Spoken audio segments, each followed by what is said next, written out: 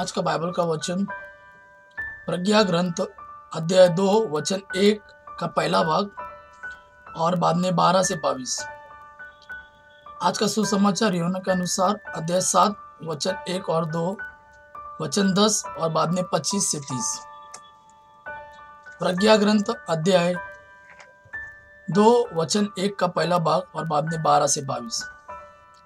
विधर्मी कुतर्क करते हुए आपस में यह कहते थे, हम धर्मात्मा के लिए फंदा लगाए, क्योंकि वह हमें परेशान करता और हमारे आचरण का विरोध करता है।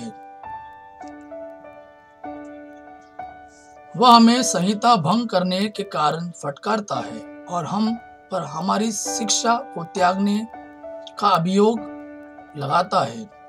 वह समझता है कि वह ईश्वर को जानता है और अपने को प्रभु का पुत्र कहता है। वह हमारे विचारों के लिए एक जीवित चुनौती है। उसे देखने मात्र से हमें अरुचि होती है। उसका आचरण दूसरों जैसा नहीं और उसके मार्ग भिन्न है। वह हमें खोटा और अपवित्र समझकर हमारे संपर्क से दूर रहता है। वह धर्मियों की अनगति को सौभाग्यशाली बताता और शेकी मारता है कि ईश्वर उसका पिता है।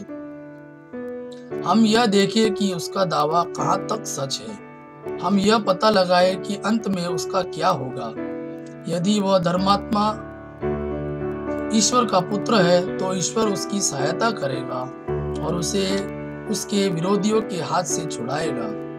हम अपमान और अत्याचार से उसकी परीक्षा लें, जिससे हम उसकी विनम्रता जाने और उसका धैर्य परख सके। हम उसे घिनौनी मृत्यु का दंड दिलाए, क्योंकि उसका दावा है कि ईश्वर उसकी रक्षा करेगा। वह ऐसा सोचते थे, किंतु यह उनकी भूल थी। उनकी दुष्टता ने उन्हें अंधा बना दिया था। वे ईश्वर के रहस्य नहीं जानते थे। वे न तो धार्मिकता के प्रतिफल में विश्वास करते थे और न धर्मात्माओं के पुरस्कार में। आज का सुसमाचार अध्याय 7 वचन 1 और 2 वचन 10 और बाद में 25 से 30। इसके बाद ईसा गलीतियों में ही घूमते रहे। वह यहूदिया में घूमने नहीं चाहते थे, क्योंकि यहूदी उन्हें मार डालने की ताक में रहते थे। यहूदियों का शिविर पर्व निकट था। बाद में जब उनके भाई पर्व के लिए जा चुके थे तो ईसा भी प्रकट रूप से नहीं बल्कि जैसे गुप्त रूप में पर्व के लिए चल पड़े। कुछ यरूशलेम निवासी यह कहते थे, क्या यह वही नहीं है जिससे हमारे नेता मार डालने की ताक में रहते थे? देखो तो यह प्रकट रूप से बोल रहा है और वह इससे कुछ नहीं कहते।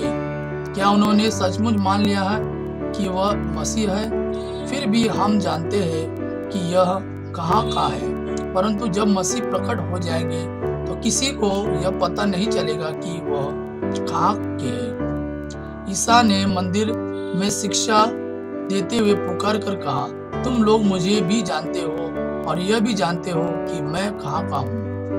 मैं अपनी इच्छा से नहीं आया हूँ। जिसने मुझे भेजा है वह सच्चा है। तुम लोग उसे नहीं जानते, मैं उसे जानता हूँ, क्योंकि मैं उसके यहाँ से आया हूँ और उसी ने मुझे भेजा है। इस पर वे उन्हें गिरफ्तार करना चाहते थे, किंतु किसी ने उन पर हाथ नहीं डाला, क्योंकि अब तक उनका समय नहीं आया था। यह प्रभु का वाणी है। प्रभु को धन्यवाद। आपा पिता की महिमा और पुत्र यीशु का प्रेम आप पर सदा सर्वदा बना रहे। आमीन।